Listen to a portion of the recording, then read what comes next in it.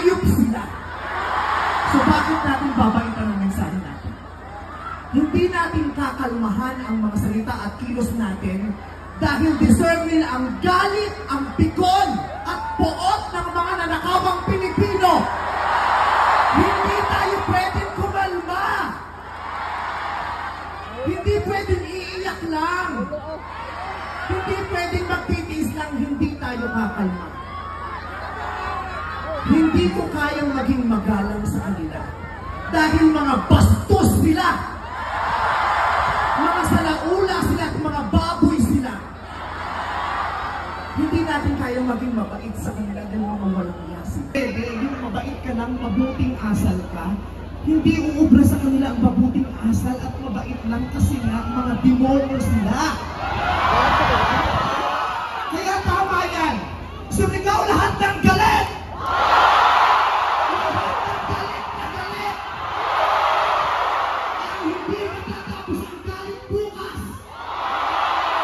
Ang ipanibinig ang galit hanggang hindi makulong ang mga putang ina ang magnanakaw. Hindi tayo pwede magalit lang ngayon. Kailangan hanggang bukas, kailangan sa susunod na linggo, kailangan sa susunod na buwan, hanggang umabot ng ilang taon hanggat hindi sila nauubos. Walang mawawala sa atin kasi ubos na tayo. Live guys, mais Kaya ganda. ang gagawin natin ay babawi na tayo.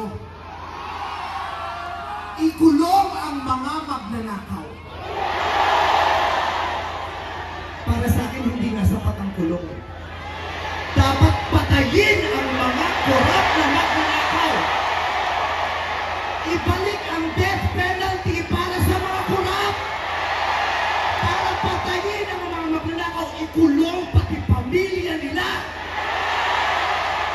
Dapat gumawa ang batas ang pamahalaan para ibalik ang death penalty. Pasensya na po, Father. Alam ko ayaw mo ng death penalty. Ipag-isa lahat ng magnanakaw. Nakatingin kami sa iyo, Pangulong Bongbong Marcos. Ang inaasahan ka namin, hindi dahil sa idol ka namin, kundi dahil sinaswelduhan ka namin at inaasahan namin na tutuparin mo ang inuutos namin mga employer mo. Kami ang nagpapasahod sa inyo. Tapos na ang panahon na natatakot tayo sa gobyerno. Takutin natin ang gobyerno dahil ang kapangyarihan nasa sa atin, wala sa kanila. Nakatingin kami sa inyo. Ipakulong. Lahat ipakulong. Bawiin ang mga ari-arian. Bawiin ang mga ari-arian. Pati atay, i-donate. Bigay ang atay. Pati mata, i-donate mo lang ititira. Kasi nga, hindi tayo pwede maawag dahil mga putang ina nila. Maraming salamat sa inyo lahat. Sasamahan natin kayo ng mamaya. Isa pa, putang ina nyo! Sobra na, tama na. Sobra na, tama na. Sobra na, tama na.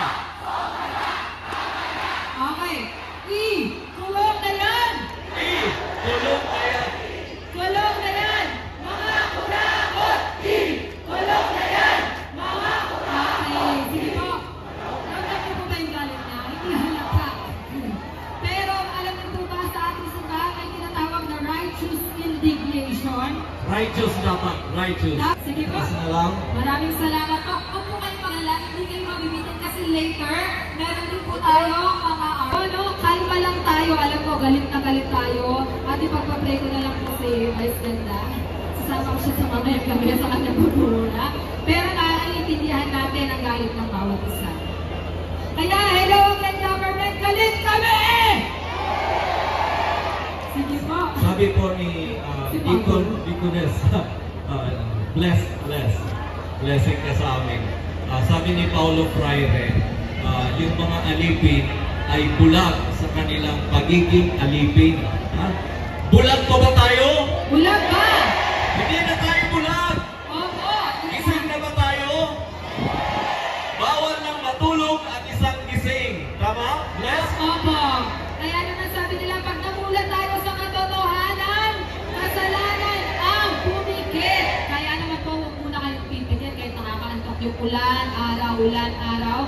Ngayon maririnig natin ang boses ng mga magagawa, kababaihan at mga kapatid natin nasa laylayan. Ito, real stories, si Tito